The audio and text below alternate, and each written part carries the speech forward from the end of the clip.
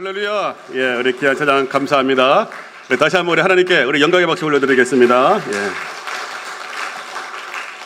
우리 지난 한 주 잘 보내셨습니까? 우리 옆에 계신 분들 한번 활짝 웃고 한번 인사하겠습니다. 당신은 우리 교회 귀한 보배이십니다. 한번 인사하겠습니다. 당신은 우리 교회 귀한 보배이신 줄로 믿습니다. 우리 고려가 망한 후에 길제 선생이 한 필의 말을 타고 옛 고려의 성읍지를 개성을 지나가게 되었다고 합니다. 그때 고려 옛 왕조를 그리워하며 울픈 시가 있습니다. 여러분도 잘 아시죠? 500년 도읍지를 필마로 돌아드니 산천은 의거하되 인걸은 간데 없네. 어집어 태평 연월이 꿈이런가 하노라 라고 하는 시입니다. 산천은 그대로 있는데 옛날에 했던 그 사람들은 간 것이 없다라고 하는 말입니다. 우리 몇 년 전에 설악산 흔들바위를 올라갔습니다. 대학 때 가보고 몇십 년 만에 올라가 봤습니다. 그 흔들바위가 그대로 있었습니다. 그리고 울산바위를 올라갔습니다. 울산바위 올라가는데 울산바위도 몇십 년 전에 있었던 그 울산바위 그대로 있었습니다. 어릴 때 어머니와 아버지와 함께 종종 갔던 설악산 흔들바위였는데 설악산은 그대로 있는데 사랑하는 아버지와 어머니는 계시지 않았습니다. 이번 여름에 미국에 있는 우리 아이들 잠깐 보고 왔는데 미국의 팜스프링이라고 하는 지역에 며칠 여행을 갔다 왔습니다. 거기에 온천이 있습니다. 또 높은 산이 있습니다. 제가 2001년도에 유학 시절에 어머니와 아버지가 2003년도에 미국에 오셨습니다. 그것이 처음이자 마지막이었습니다. 그때 여러 군데를 모시고 다녔는데 다른 데는 별로 이렇게 마음에 안 드셨는데 그때 그 팜스프링 온천을 우리 어머니가 제일 좋아하셨습니다. 그래서 와 여기 온천 너무 좋다 하셨습니다. 이번에 가니까 온천은 그대로 있었습니다. 높은 산은 그대로 있었습니다. 근데 사랑하는 어머니, 사랑하는 아버지는 간 곳이 없었습니다. 오늘 본문의 말씀에 보면 무너진 예루살렘 성벽을 재건하고자 바벨론 폴의 2세대였던 느헤미야가 고향 예루살렘에 왔습니다. 그때 백성들의 동료에서 우여곡절 가운데서 52일 만에 성벽을 재건하게 되었습니다. 그러면서 학사 에스라가 율법의 책을 들면서 말씀을 나누면서 영적인 부흥이 일어나게 되었습니다. 그때 회개의 역사가 일어났는데 우리 1절, 2절, 3절의 말씀에 보면 백성들이 다 모여서 금식을 했습니다. 그리고 2절에 보니까 이방 사람들과 절규하고 서서 자기의 죄와 조상들의 허물을 자복했습니다. 하나님 우리가 잘못했습니다. 먼저 내가 잘못했습니다. 지금까지 우리 엄마 아빠가 잘못이라고 우리 할머니 할아버지가 잘못이라고 했는데 근데 먼저 내가 잘못했습니다. 내가 하나님께 범죄했습니다. 우상을 숭배했습니다. 우리의 죄를 용서해 주세요. 그리고 우리 부모님, 우리 할아버지, 할머니, 우리 조상들의 죄를 용서해 주세요 라고 하면서 자기의 죄와 조상들의 허물을 자복했다라고 말합니다. 그러면서 3절에 보니까 낮에 4분의 1, 3시간 정도는 다 일어서 가지고 율법책을 낭독하며 말씀 앞에 엎드립니다. 그리고 또 4분의 1, 3시간은 또 자기의 죄를 또 고백하면서 하나님께 경배했다라고 말씀하고 있습니다. 그러면서 그들이 하나님 앞에 영적인 말씀을 앞에서 영적인 은혜를 체험하고 자기의 죄와 조상들의 죄를 고백하며 자백했던 내용이 무엇이냐? 이것이 바로 9장 우리 읽었던 본문의 말씀 전체의 내용인데 그 내용이 무엇이냐면 하나님은 언제나 신실하신 분이었습니다. 하나님은 언제나 변함이 없었습니다. 그런데 우리가 문제였습니다. 내가 문제였습니다. 그런 고백을 하는 내용이 우리 읽었던 본문의 말씀 9장의 말씀입니다. 우리 본문에서 하나님은 430년 애굽의 종노를 할 때 그때도 하나님은 함께 하셨습니다. 홍해가 있을 때도 주님은 함께 했습니다. 우리 9절의 말씀 보면 같이 한번 읽겠습니다. 9절입니다. 주께서 우리 조상들이 애굽에서 고난받는 것을 감찰하시며 홍해에서 그들의 부르짖음을 들으시고 10절이요 이적과 기사를 베푸사 바로와 그의 모든 신하와 그의 나라 온 백성을 치셨사오니라고 말씀하고 있습니다. 9절에 보면 우리 조상들이 애굽에서 고난받을 때에 하나님은 함께 했습니다. 그리고 하나님께서 430년 애굽의 종로를 있어서 그들을 끄집어내서 홍해 앞에 설 때에 백성들이 부르짖을 때에도 하나님은 그들과 함께 하셨습니다. 10절에 보니까는 애굽에 있을 때에 10가지 재앙을 하나님께서 베풀어 주었습니다. 그리고 바로와 모든 신하 그 백성들을 다 치셨습니다. 하면서 우리 하나님은 430년 우리 조상들이 종로를 하실 때에 하나님은 함께 했습니다. 홍해 앞에 있을 때도 하나님은 함께 하심으로 기적을 보여 주었습니다. 11절에 보니까 이렇게 말씀하고 있습니다. 우리 같이 한번 읽습니다. 또 주께서 우리 조상들 앞에서 바다를 갈라지게 하사 그들이 바다 가운데를 육지같이 통과하게 하시고 쫓아오는 자들을 돌을 큰 물에 던짐같이 깊은 물에 던지셨습니다. 우리 조상들이 홍해 앞에 있을 때 바다를 갈라지게 하셨습니다. 그리고 육지같이 통과하게 하셨습니다. 바로의 군사들이 쫓아왔을 때에 하나님은 돌을 큰 물에 던짐같이 그 바로와 군사들을 다 물속에 던져서 죽여버리셨습니다. 라고 하면서 지금 뭘 말하고 있는 거예요? 애굽에 있을 때에 우리 하나님은 거기에도 함께 하셨습니다. 우리 조상들에게 은혜와 사랑을 베풀어 주었습니다. 홍해 앞에 있을 때에 어떻게 할까라고 할 때 하나님께 부르짖을 때 하나님은 홍해를 갈라 주었습니다. 뒤에 쫓아오는 바로와 군사들을 다 멸해 주었습니다. 하나님의 사랑과 하나님의 신실하심은 변함이 없었습니다. 또 두 번째로 광야의 시대에도 하나님은 사랑으로 이스라엘 백성들을 인도해 주었습니다. 12절에 보니까는 낮에는 구름 기둥으로 인도하시고 밤에는 불 기둥으로 그들이 행할 길을 그들에게 비추셨습니다. 여러분, 낮에 광야가 얼마나 덥습니까? 더운 가운데 하나님의 구름 기둥으로 덥지 않도록 1살병, 10살병 걸리지 않도록 시원하게 구름으로 가려 주었습니다. 또 밤에는 얼마나 춥습니까? 얼마나 춥고 깜깜합니까? 그때 하나님께서는 춥지 않도록 불기둥으로 인도하시고 그들의 갈 길을 비춰주었습니다. 19절에 보면 이렇게 말합니다. 주께서는 주의 크신 국률로 그들을 광야에 버리지 아니하셨습니다. 낮에는 구름기둥 그들에게서 떠나지 아니하고 길을 인도하며 밤에는 불기둥이 그들이 갈 길을 어떻게 했다고요? 확 비춰주었다는 거예요. 이렇게 가라 하면서 이 밤에도 불기둥으로 확 비춰주었습니다. 그리고 13절에 보니까는 또 시내산에 강림하시고 거기서 율법과 선한 율례와 계명을 그들에게 주셨습니다. 14절에 거룩한 안식일을 그들에게 알려주었습니다. 너들의 인생이 형통하는 비결, 하나님의 은혜와 사랑을 받을 수 있는 비결, 그리고 승리하는 비결, 그 율법의 영적인 우리 나침판 내비기에서 그 귀한 하나님의 말씀을 그들에게 주었습니다. 주님의 언약 백성으로 인정해 주었습니다. 15절에 보니까 다시 광야에서 이렇게 말하고 있습니다. 15절 같이 한번 읽습니다. 그들의 굶주림 때문에 하늘에서 그들에게 양식을 주시며 그들의 목마름 때문에 그들에게 반석에서 물을 내셨습니다. 여러분, 그 당시에 이스라엘 백성들이 200만 명 정도 됐습니다. 200명이 아니고 200만 명. 그 엄청난 숫자인데 그들이 굶주림 때문에 있을 때 하나님이 어떻게 했다고요? 하늘에서 양식을 주었습니다. 그 양식을 뭐라고 얘기하죠? 만나다라고 얘기합니다. 그들이 목이 말랐을 때 어떻게 했습니까? 반석을 쳐가지고 물을 주었습니다. 20절, 21절에 보면 또 계속 말하고 있습니다. 또 주의 선한 영을 주사 그들을 가르치시며 주의 만나가 그들의 입에서 40년 동안 떠나지 않게 하셨습니다. 그리고 그들의 목마름을 인하여 그들에게 물을 주었습니다. 21절 같이 한번 읽습니다. 40년 동안 들에서 기르시되 부족함이 없게 하심으로 그 옷이 헤어지지 아니하였고 발이 부르트지 아니하였습니다. 우리 하나님께서 우리 백성들이 조상들이 애굽에 있을 때에 430년 동안 종노를 했을 때에 그때도 하나님의 은혜와 사랑은 그들과 함께 했습니다.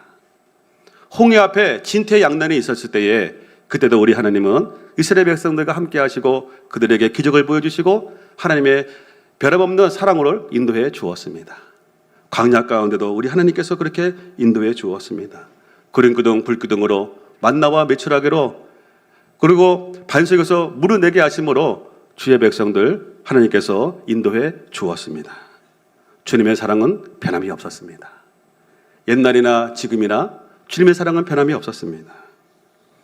여러분, 2024년도 우리 장로님이 기도하셨던 것처럼 지금까지 우리가 힘들고 어려움이 있었지만은 그래도 배고프지 않고, 그래도 우리가 목마르지 않고, 그래도 우리 의복이 해지지 않고, 신발이 해지지 않고 여기까지 온 거, 하나님께서 지키시고 보호하시는 하나님의 은혜와 사랑이 함께 하시는 것인 줄로 믿습니다.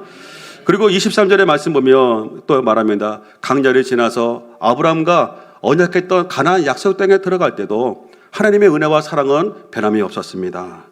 23절 같이 한번 읽습니다. 주께서 그들의 자손을 하늘의 별같이 많게 하시고 전에 그들의 열조에게 들어가서 차지하라고 말씀하신 땅으로 인도하여 이르게 하셨으므로 25절 하반절에 보면 허다한 과목을 차지하여 배불리 먹어 살찌고 주의 큰 복을 즐거싸우나 라고 말하면서 하나님께서 애굽의 종로를 할 때도 430년 동안 함께 하셨고, 그리고 홍해 앞에서도 함께 하셨고, 광야 가운데도 우리 주님이 함께 하셨고, 약속의 가나안 땅으로 인도하시고 거기서도 우리 주님이 함께 하셨습니다. 우리 주님의 사랑과 은혜는 변함이 없었습니다. 시대가 바뀌고 사람들이 바뀌고 환경이 바뀌었다 할지라도 하나님의 신실하신 사랑과 은혜는 변함이 없었습니다. 근데 중요한 것은 우리가 문제였습니다. 이게 16절의 말씀이죠. 우리가 문제였어요. 그대가 우리 조상들이 교만했어요. 목을 굳게 해서 주의 명령을 듣지 않았어요. 하나님은 변함없이 우리를 사랑하시고 도와주시는 하나님의 은혜와 사랑은 변함이 없는데 우리가 문제였어요. 내가 문제였어요. 하면서 하나님께 지금 자기의 죄, 조상들의 죄를 자복하고 있는 것입니다. 제가 이 말씀을 준비하면서 갑자기 나도 모르게 입에서 막 나오는 찬양이 있었어요. 그 찬양을 많이 부르고 많이 들었습니다. 주님의 사랑은 신실한데 우리가 하나님의 사랑에 대해서 뭐라고 말하면 안 된다 하는 그런 찬양인데, 한번 제가 부를까라고 하다가 여러분의 귀를 위해서 한번 이렇게 찬양곡 한번 듣겠습니다.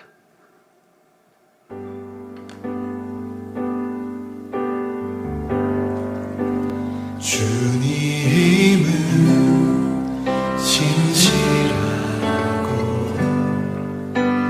항상 거기 계시네.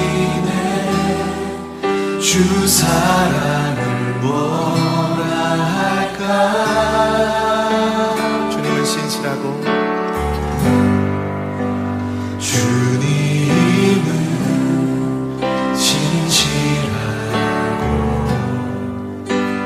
항상 거기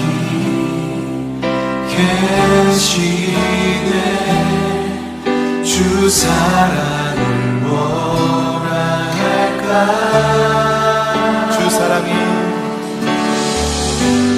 주 사랑이 내 생명보다 귀하고 주 사랑이 파도보다 더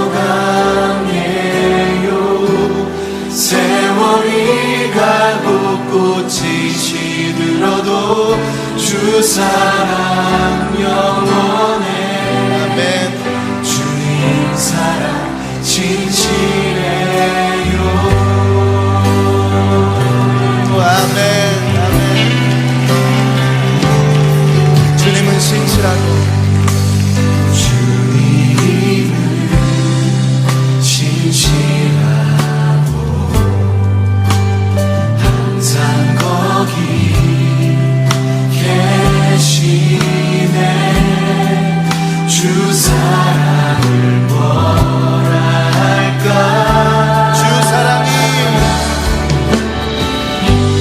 주 사랑이 내 생명보다 귀. 함께 고백합시다. 주 사랑이 파도보다 더 강해요. 세월이 가고 꽃이 시들어도 주 사랑 영원해. 주님 사랑 진실해. 주 사랑이 내 생명보다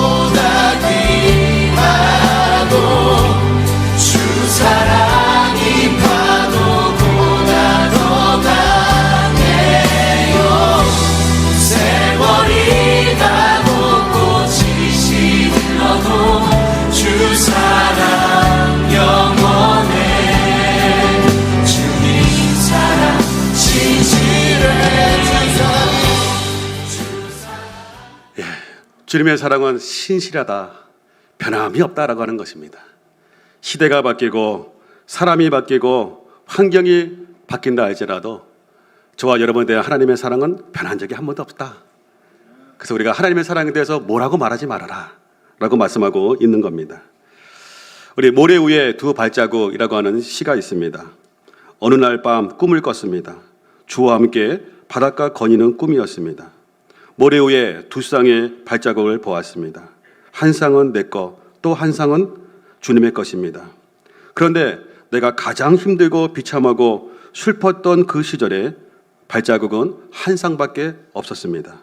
그래서 주님께 물어보았습니다. 주님, 내가 가장 힘들고 어려울 때 어디 계셨나요? 그때 주님이 말했다. 나의 귀하고 소중한 아이여, 나는 너를 사랑하고 너를 조금도 떠나지 않았다.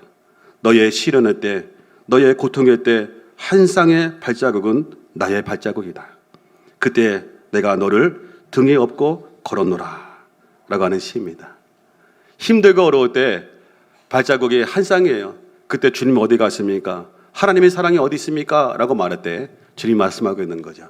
그때 네가 너무 힘들어해서 내가 업고서 왔다 라고 하는 그런 시입니다. 신명기 32장 10절에 보면 하나님께서 광야로 인도하실 때에 이렇게 말씀하고 있습니다. 같이 한번 읽습니다. 여호와께서 그를 황무지에서 짐승이 부르짖는 광야에서 만나시고 호위하시며 보호하시며 자기의 눈동자같이 지키셨다는 거예요. 너를 떠난 적이 한 번도 없다는 거예요. 여러분, 이 시간에 그 주님이 우리와 함께 계시는 줄로 믿습니다. 이사야서 49장 15절 16절의 말씀을 보면 하나님께서 우리 하나님의 사랑을 누구에게 비유하셨느냐? 부모의 사랑과 비유했어요. 그도 이 세상에서 가장 자식들을 사랑하는 부모의 그런 모습으로 하나님이 하나님의 사랑을 비유하고 있습니다. 15절에 보니까 뭐라 그랬습니까? 여인이 어찌 그 젖먹는 자식을 잊겠으며 자기 태에서 난 아들을 국률이 여기지 않겠느냐? 그들은 혹시 잊을지라도 가끔 우리가 뭐 뉴스에 보면 가끔 이상한 부모가 있잖아요. 혹시 그런 사람들이 있다 할지라도 나는 너를 잊지 아니할 것이라. 16절에 뭐라고요? 내가 너를 내 손바닥에 새겨놨다. 여러분, 여인이 어찌 그 젖먹는 아이를 잊어버릴 수 있겠으며 태에서 난 아들을 국률이 여기지 않겠느냐? 내가 너희를 내 손바닥에 새겼다. 오늘 여러분들, 오신 여러분들, 우리 하나님이 다 보시고 이 시간도 왔구나 하고 계시고 흐뭇하게 웃고 계시는 줄로 믿습니다. 2차 세계대전 당시에 유대인이 600만 명이 학살이 되었습니다. 그때 독일군은 병작하고 일할 수 없는 사람들을 우선적으로 가스실로 데려가서 죽였다고 합니다. 어느 집안에 막내 아들이 있었습니다. 병약했습니다. 나이가 어렸습니다. 그래서 엄마 아빠가 하루 종일 강제에 노역하고 수용소에 들어오면 막내 아들이 잘 있나 제일 먼저 확인을 했습니다. 어느 날 아버지가 하루 종일 강제에 노역하고 수용소에 왔는데 자기 막내 아들하고 자기 와이프가 보이지 않는 것입니다. 얘기 들어봤더니 모자가 가스실로 이미 끌려갔다라고 하는 것입니다. 그러면서 주변 사람들이 그 이야기를 당시에 애끓는 그런 상황을 설명해 주었습니다.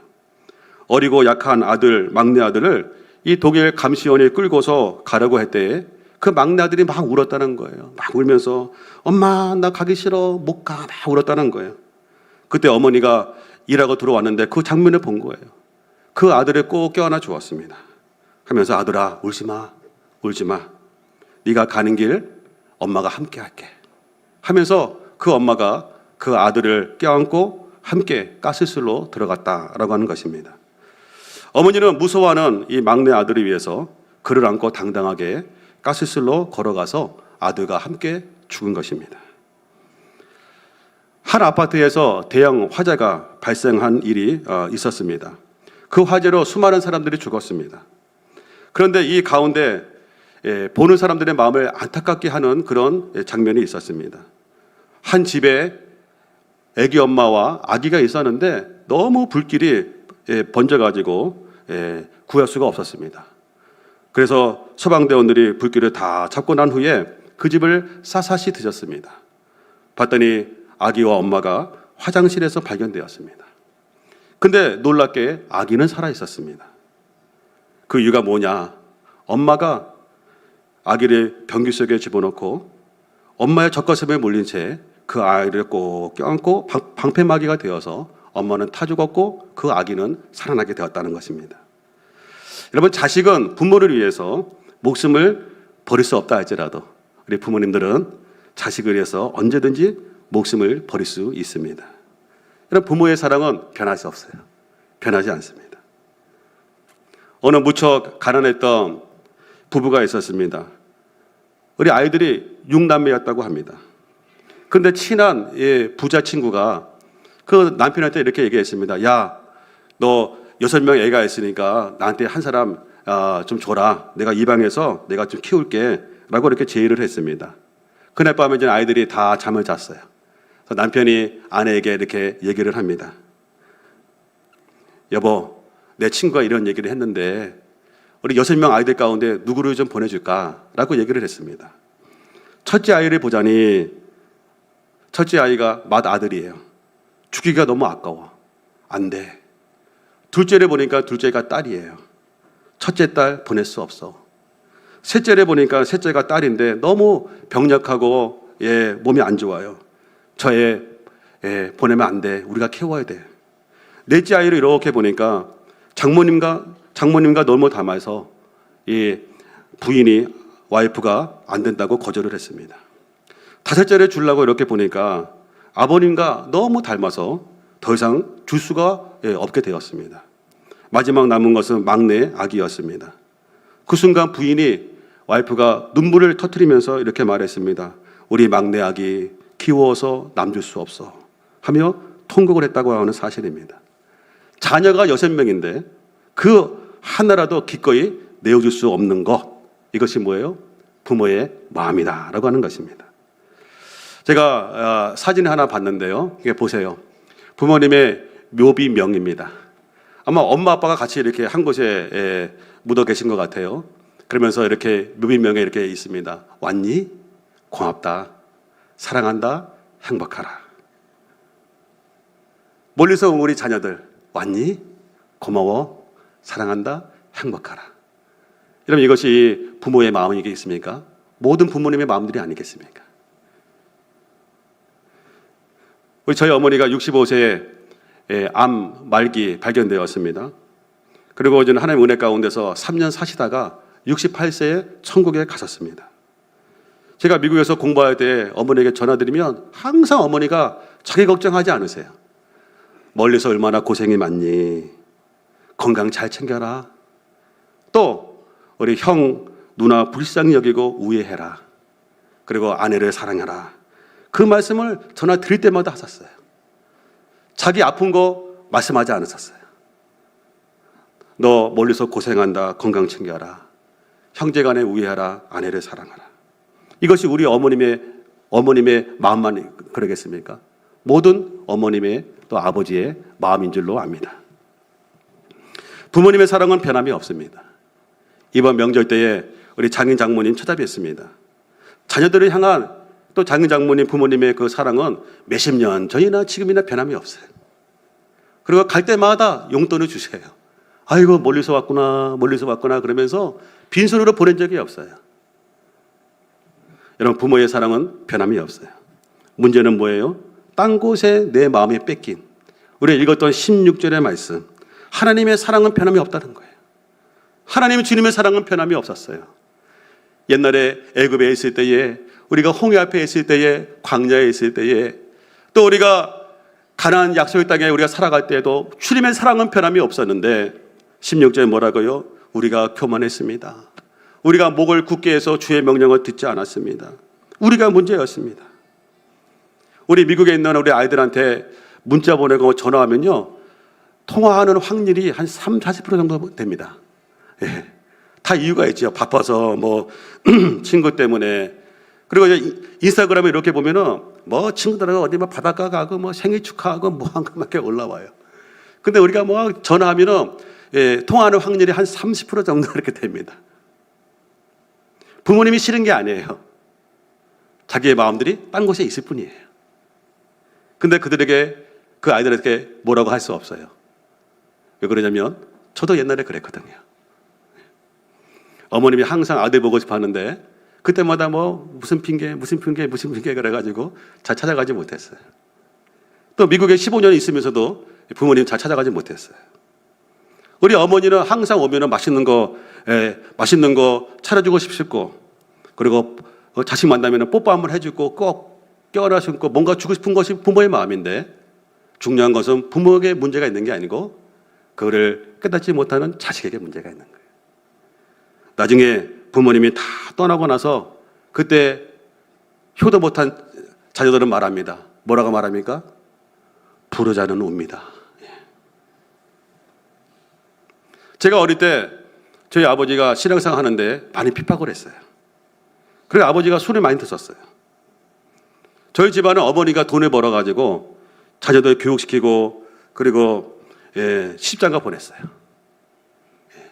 어떤 분들은 뭐 아버지가 술 먹을 수도 있지, 그런데 그 정도가 아니라 우리 어머니가 다 돈 벌어서 고생 하셨어요.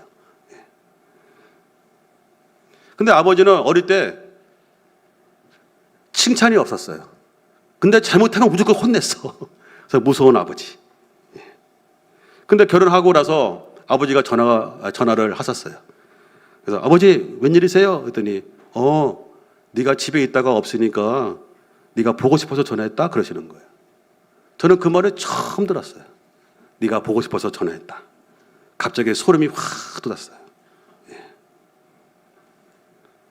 저희 아버지가 어릴 때부터 돌아가시기 전까지 했던 말씀이 있어요. 내가 도와줘야 되는데 못 도와줘서 미안하다. 내가 뭐 해줘야 되는데 못 해줘서 미안하다. 어릴 때는 그냥 맨날 저런 말.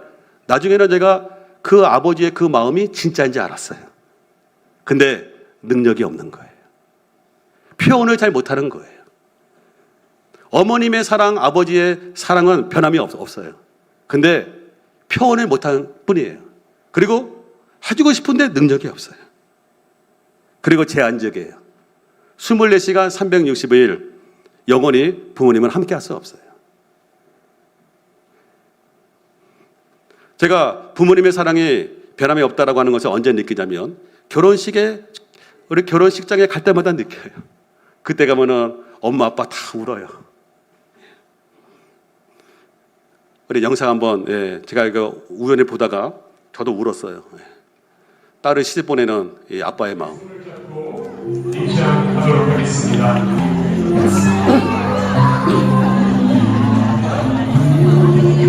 디즈니 공주보다 더욱 아름다운 그녀 신부 입장.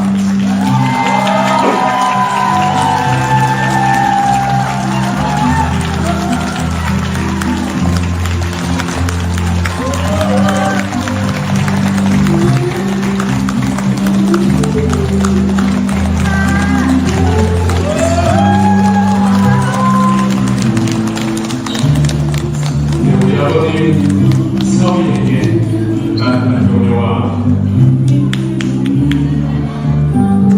신부의 손을 신랑에게 넣어주셨습니다. 큰 박수 부탁드리겠습니다.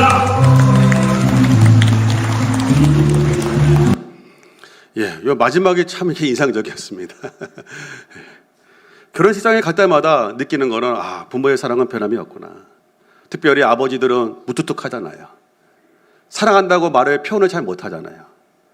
그게 서투른 것뿐이지 마음은 변함이 없는 거예요. 우리 저번에 우리 일청년부 어느 형제가 결혼했는데 보니까 아버지가 막 우시더라고요. 신랑 아버지가 막 웃어요. 이번에도 우리 수정기 자매 또 대우경제 이렇게 결혼했는데 보니까는 신랑 아버지가 신랑을 껴안으면서 아들을 껴안으면서 막 우시더라고요. 제가 맨 앞에서 봤거든요. 아버지가 강하게만 보이고 무뚝뚝합니다. 울지 않을 것 같아요. 근데 결혼식장에 보면 엄마도 울고 아버지도 울어요. 그게 뭐예요?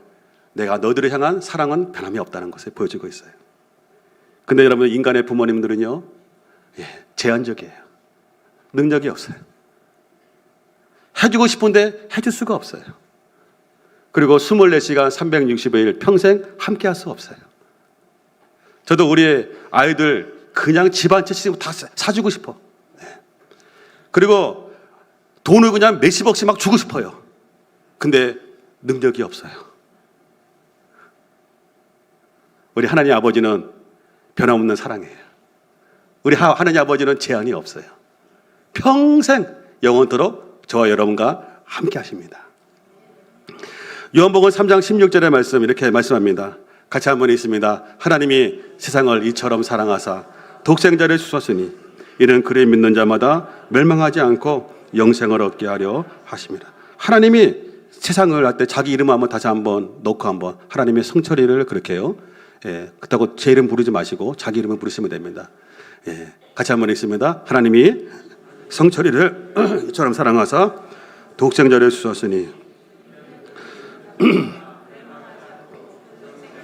하나님이 저와 여러분을 이처럼 사랑해서 독생자 예수 그리스도를 보내주었다는 거예요.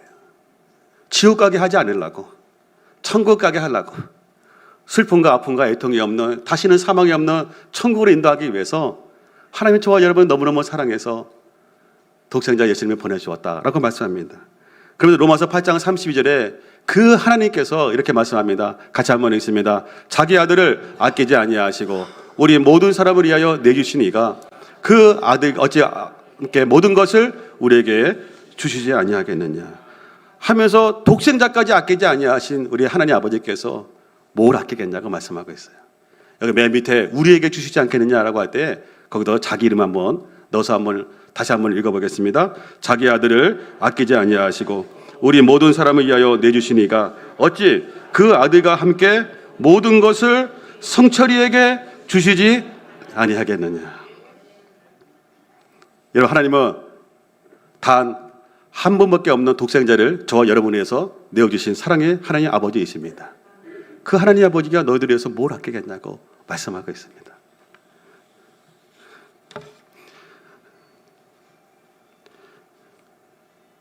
누가복음 15장의 말씀 보면 탕자의 비유가 나옵니다. 막내 아들이 아버지 유산을 받아가서 허랑방탕한 삶을 살았습니다. 돈을 다 탕진했습니다. 먹을 것도 없었습니다. 그때 아버지가 떠올랐습니다. 아버지 집에 가며 먹을 것이 있는데 내가 왜 이렇게 아버지 떠나서 고생이냐 하면서 창피를 무릅쓰고 자존심을 내려놓고 아버지께로 돌아갑니다. 누가복음 15장 18절의 말씀 보면 탕자의 고백입니다. 내가 일어나 아버지께 가서 이르기를 아버지 내가 하늘과 아버지께 죄를 지었사오니 19절이요 지금부터는 아버지의 아들이라 일컬음을 감당하지 못하겠나이다. 나를 품꾼의 하나로 보소서 하리라 하고 20절 같이 한번 읽습니다. 이에 일어나서 아버지께로 돌아가니라. 아직도 거리가 먼데 아버지가 그를 보고 측은히 여겨 달려가 목을 안고 입을 맞추니라고 말하고 있습니다. 이 탕자가 아버지 집에 가며 먹을 것이 있는데 내가 왜 고생이냐, 내 자존심 내려놓고 아버지께로 돌아가자 하면서 아버지께로 갑니다. 그때 20절에 보니까는 아버지께로 돌아갈 때 아직도 거리가 멀었어요. 근데 아버지가 지금 자기 막내 아들 탕자가 막내 아들이 오는 거를 알았어요. 그때 추근히 여겨서 어떻게 했습니까? 달려갔다. 걸어간 게 아니에요. 달려갔는데 헬라 원문에 보면 빨리 뛰어갔다는 거예요. 그리고 목을 확 껴안고 입을 맞췄는데 입을 맞추는 것이 뭐냐?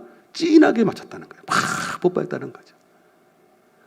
여러분, 이 아들이 얼마나 냄새가 날까요? 얼마나 냄새가 날까요? 머리 냄새, 옷 냄새, 입 냄새 얼마나 심할까요? 근데 우리 아버지에게는 그게 문제가 되지 않았어요. 아들이 돌아온 게 좋은 거예요. 그때 22절에 보면은 아버지가 종들에게 제일 좋은 옷을 입혀라. 그리고 손에 가락지를 끼웠어요. 이 말은 무슨 말이에요? 너는 내 아들이라고 하는 사인이에요. 발에 신을 신기고 23절에 살찐 송아지를 그냥 소가 아니라 맛있는 송아지를 끌어다가 아들을 위해서 잔치를 합니다. 마태복음 7장 9절, 10절, 11절 보면 너희 중에 누가 아들이 떡을 달라 하는데 돌을 주며 생선을 달라 하는데 뱀을 줄 사람이 있겠느냐. 11절 같이 한번 읽습니다. 너희가 악한 자라도 좋은 것으로 자식에게 줄 줄 알거든 하물며 하늘에 계신 너희 누가요? 아버지께서 구하는 자에게 좋은 것을 주는 거예요. 여러분, 세상의 부모도 자식에게 좋은 거 주는 거 아니냐 하며 독생자까지 아끼지 아니하신 우리 아버지 하나님께서 너희들을 위해서 왜 좋은 거 주고 싶지 않겠니 하면서 나한테 오라고 주님이 말씀하고 계시는 것입니다. 여러분, 인간의 부모님은 연약해요. 제한적이에요. 또 능력이 부족해요. 저와 여러분이 믿는 하나님 아버지는 전능하신 분인 줄로 믿습니다. 창조주 하나님이신 줄로 믿습니다. 독생자까지 아끼지 아니하시고 내어주신 사랑의 아버지 하나님이신 줄로 믿습니다. 우리 하나님의 사랑은 변함이 없어요. 문제는 우리가 하나님을 떠나서 문제인 것이에요. 오늘 오신 분들 주의 이름으로 축복합니다. 비가 오고 이런 가운데 오늘 주 앞에 나오신 여러분들, 우리 하나님 아버지가 이렇게 보시고 지금 기뻐하고 계시는 줄로 믿습니다. 또 오랜만에 오신 분들도 우리 하나님 아버지가 기뻐하고 계시는 줄로 믿습니다. 우리 처음 오신 분들도 마찬가지예요. 여러분, 우리 자녀들이 오랜만에 집에 왔어. 그럼 부모가 반가워요, 열받아요? 반갑죠. 예, 오랜만에 와도 반가워. 예, 내 사랑하는 자녀니까. 근데 12시에 올게요 하는데 오후 3시에 왔어. 늦게 왔어. 열받아요? 그래도 좋아요. 야, 그래도 좋아요. 근데 집에 왔는데 잠만 퍼지게 자고 있네. 예? 와가지고, 오랜만에 와가지고. 그래도 좋아요? 기분 나빠요? 그래도 좋아요. 예. 이게 인간의 부모의 마음이라면 우리 하나님 아버지의 마음은 더하신 줄로 믿습니다. 오늘 비가 오는 가운데 오신 여러분들 하나님 기뻐하십니다. 또 늦게 오신 분들, 오랜만에 오신 분들도 하나님이 기뻐하시는 줄로 믿습니다. 혹시 졸려서 하품하고 깜빡하신 분도 우리 교회는 그런 분이 거의 안 계셔. 예. 혹시 그래도 하나님이 기뻐하시는 줄로 믿습니다. 이번 한 주 우리 아버지 하나님께 꼭 가까이 나가서 하나님께서 잔치를 베풀어 주시고 새로운 역사를 부어주시는 은혜의 준공 되시기를 주의 이름으로 축원합니다. 아멘. 기도하겠습니다. 하나님 아버지,